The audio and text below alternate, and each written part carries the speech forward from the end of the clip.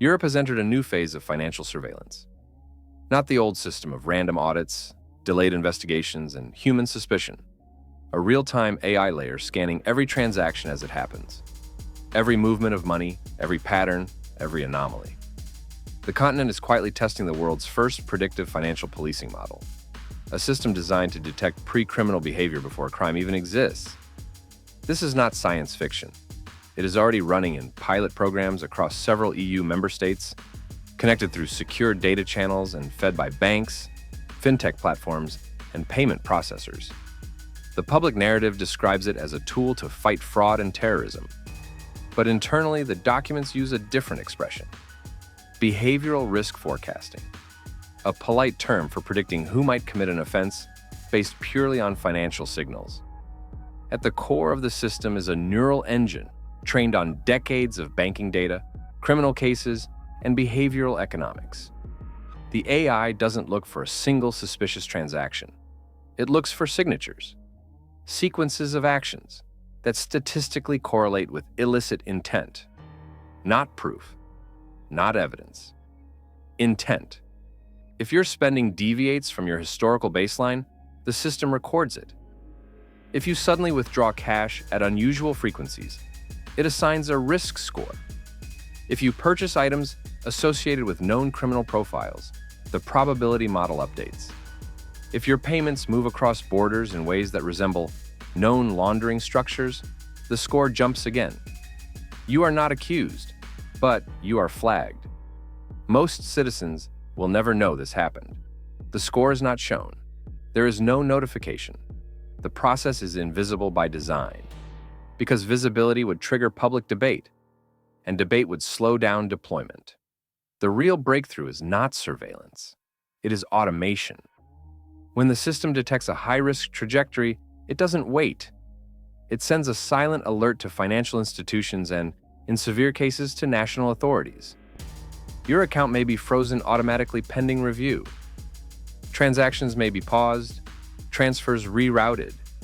Your digital identity placed under enhanced monitoring, all before any crime is committed. The logic is simple: prevent first, investigate later. To justify this model, the EU uses the same reasoning as predictive policing on the streets. If algorithms can anticipate theft, violence, or fraud before it occurs, then governments can intervene earlier and reduce harm.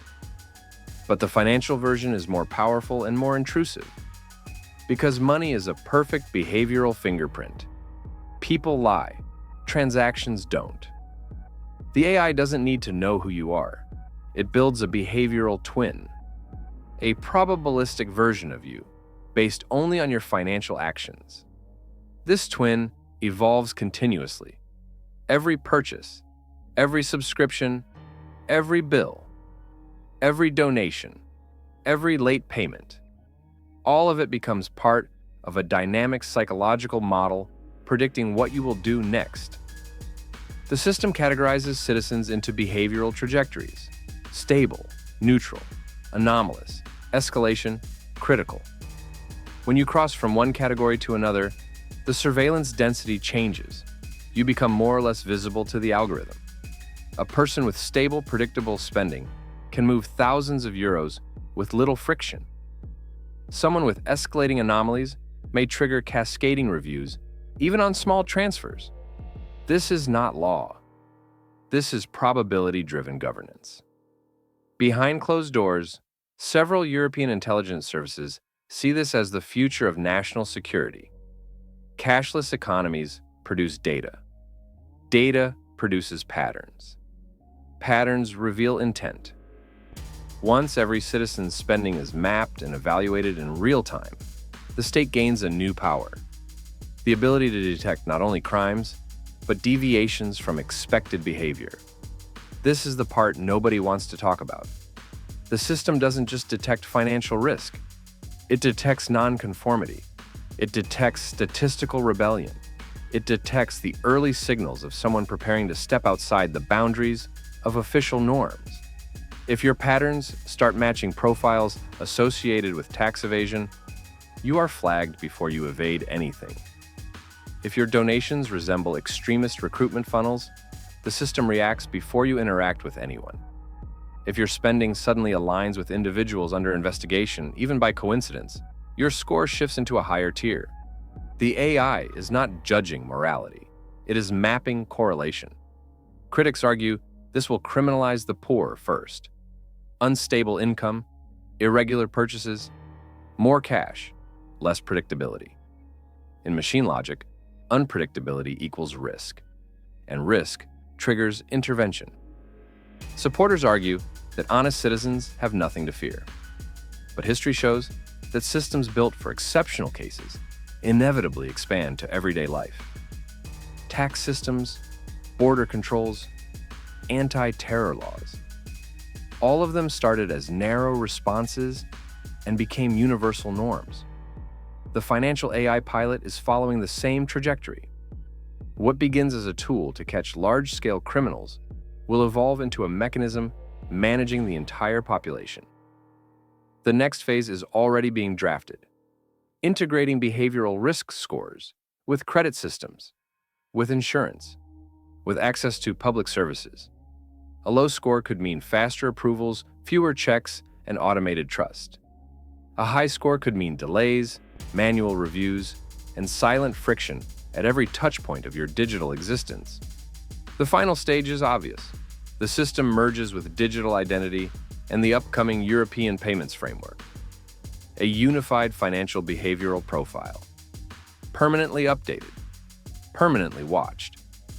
People think that pre-crime is about predicting violence. It isn't. It's about predicting non-compliance. And the fastest way to predict non-compliance is to track how people spend their money. Your financial behavior becomes your future. The most disturbing part is that the threshold for intervention is not legal. It is algorithmic. A number, a ratio, a probability. Something that can be adjusted silently with a policy update.